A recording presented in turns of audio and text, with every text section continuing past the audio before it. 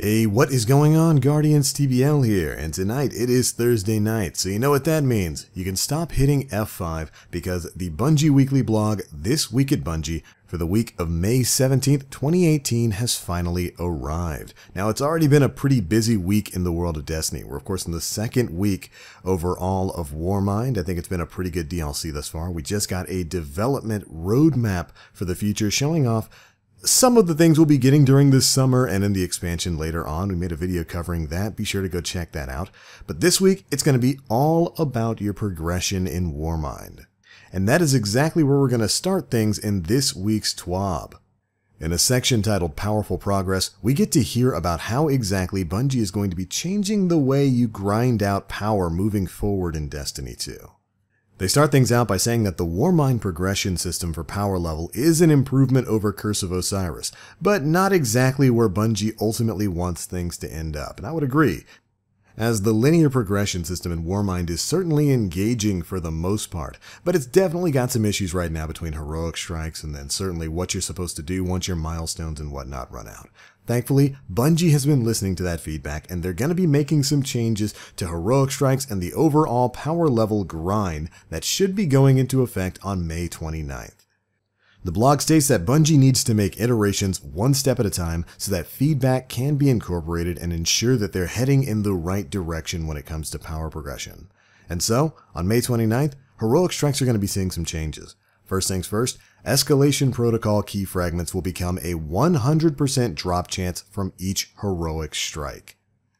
Now this is actually kind of great. Of course, escalation protocol key fragments are those items that you utilize. You build up a stack of 7 of them, you take them to Anna Bray, and she will create an encrypted cache key that you utilize while playing through the different levels of escalation protocol to turn into a decrypted cache key that you use to open the chest once you've finished round 7. Currently, these drop from all kinds of sources out there on Mars, but making it a 100% drop chance from heroic strikes is a great incentive to get people out and into the heroic strike playlist. Additionally, heroic strikes will be able to drop better rewards. When this update goes live, every 3 to 5 heroic strikes that you run will drop a legendary that can carry you up to 360 power, of course before mods. This should help better align the rewards of heroic strikes with the difficulty of the activity and help solo players have a more reliable source of upgrades. I love this. This is a direct response to some feedback right now. If you've gone through the heroic strike playlist, you know how difficult it is. And personally right now, it's not really worth the grind because it doesn't really get you past those soft light level caps. It really kind of doesn't make a lot of sense that this activity that requires you to be 350 to 360 light doesn't drop gear that's at that light level. So I'm very happy that they're allowing heroic strikes to drop higher light level gear, at least up to 360, so long as you're continually running strikes within that playlist. I think that's a very good change, and this tied in with the escalation protocol key fragment change is definitely great incentive to get you into that playlist.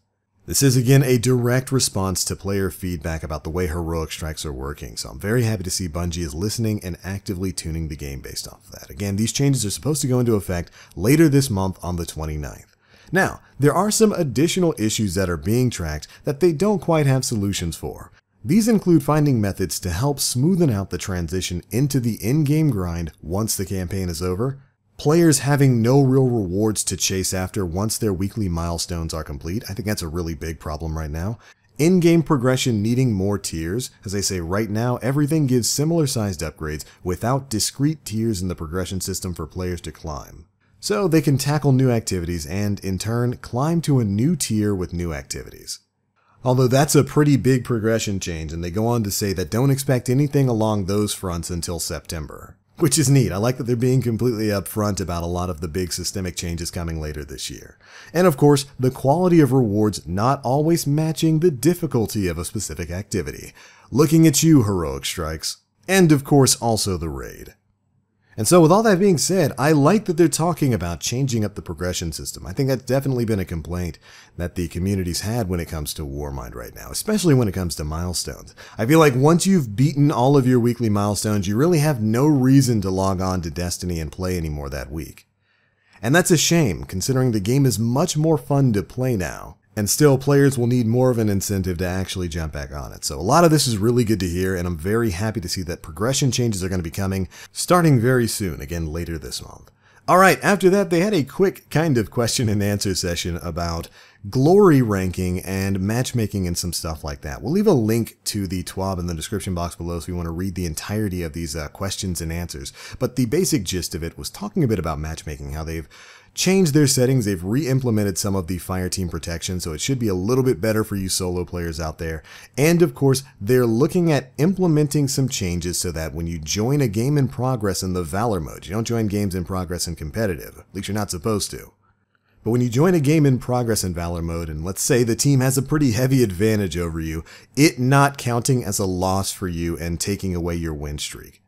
That's a huge problem going on right now, so I'm very happy that they addressed it here. After that, we get the return of Iron Banner. That's right, Iron Banner Control is coming back next week starting on Tuesday, May 22nd, going to May 29th. And along with the first Iron Banner of Season 3, of course, comes with a bunch of brand new rewards. We get this nice little shot of Lord Saladin with a bunch of awesome looking new weapons and armor ornaments. Now, as I recall, the Iron Banner is still going to be 6v6 when this comes back, so if you're a fan of that before, well, nothing's really changing for you. And of course, we get this great look at some of the new weapons. We got a new sidearm, a new auto rifle, a new submachine gun, hopefully it's in the new archetype, or at the very least, a 600 RPM archetype, a new energy hand cannon from the looks of it, and a new rocket launcher and sniper rifle. After that, we get a great look at the new Iron Banner ornaments, and they look extremely silver and shiny, especially the Titan set over there, looking like they're straight out of Teenage Mutant Ninja Turtles, like just straight shredder armor. So you can be pretty excited about that. The Iron Banner is returning next week and you've got a bunch of new stuff to grind for.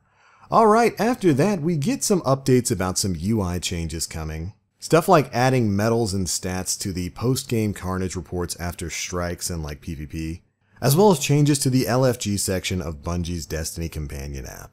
If you want to get more information on that, again, we'll have a link to this down in the description box below if you want to read it. And that pretty much covers most of the big things that were in this week's Bungie Weekly blog, This Week at Bungie. Again, a pretty big focus on changes to the overall power progression system in Destiny 2 as it currently stands, and how we're going to be seeing it improve as we move forward. I'm very happy to see that Bungie's taking a lot of the direct feedback we're giving on Warmind, and trying to implement changes based on it into future updates. It really does show that they are indeed listening, and they are trying to tailor the game into being the experience we want to come back to again and again. But alright, there we go. That is it for the biggest changes in this week's TWAB. What are your thoughts on all of this? What are your thoughts on the changes to progression and power and Iron Banner? Be sure to let us know down in the comment section below. And if you enjoyed, feel free to drop a like, make sure you subscribe, and hit that notification bell to stay up to date with all the latest Destiny 2 news. But anyways, that's going to be it for this one. Thank you all so much for watching. And as always, I'm the Black Link. You Guardians, stay frosty.